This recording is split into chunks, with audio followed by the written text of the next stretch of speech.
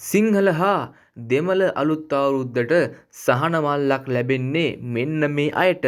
සිංහල හා දෙමළ අලුත් අවුරුදු සමය තුළදී සහන මිලකට අත්‍යවශ්‍ය ආහාර ද්‍රව්‍ය පැකේජයක් ලබා දීම සඳහා ජනාධිපතිතුමා විසින් 2025 අයවැය යටතේ ඉදිරිපත් කරන ලද යෝජනාව අනුව රුපියල් 5000ක වටිනාකමකින් යුත් අත්‍යවශ්‍ය ආහාර ද්‍රව්‍ය ඇතුළත් කාලීන ආහාර පැකේජයක් රුපියල් 500ක සහන මිලක් යටතේ ලබා දීමට සැලසුම් කර තියෙනවා. ඒ සඳහා අස්වැසුම ප්‍රතිලාභ අපේක්ෂාවෙන් අලුතින් අයදුම්පත් ඉදිරිපත් කරනු ලැබ ඇති 8,12,753ක් වන අයදුම්කරුවන් අතුරින් යෝග්‍ය ප්‍රතිලාභීන් තෝරා ගැනීමට අපේක්ෂා කරලා තියෙනවා.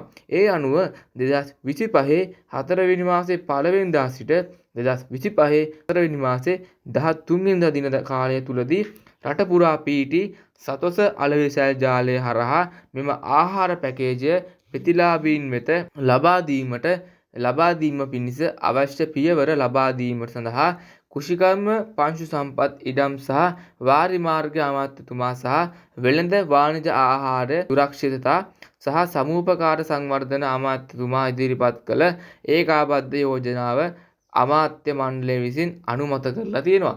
ඉතින් ඔයත් මේ අස්වැසුම් ප්‍රතිලාභී කෙනෙක් නම් අනිවාර්යයෙන්ම මේ සහන මල්ල ලබා ගන්න. මොකද මේක දෙන්නේ රටේ දුප්පත් මිනිස්සුන්ට.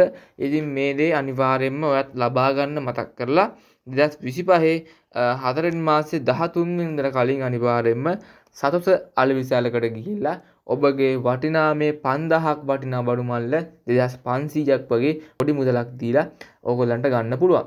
එහෙනම් මේ වගේ නිවුස් බලන්න අනිවාර්යෙන් channel එක subscribe කරලා එකතු වෙන්න. ඒ වගේම වීඩියෝ එක like එකක් දාන්නත් අමතක නොකරම අනිවාර්යෙන්ම ඔබේ බඩු මල්ල ගන්න මතක් කරලාම යන්න.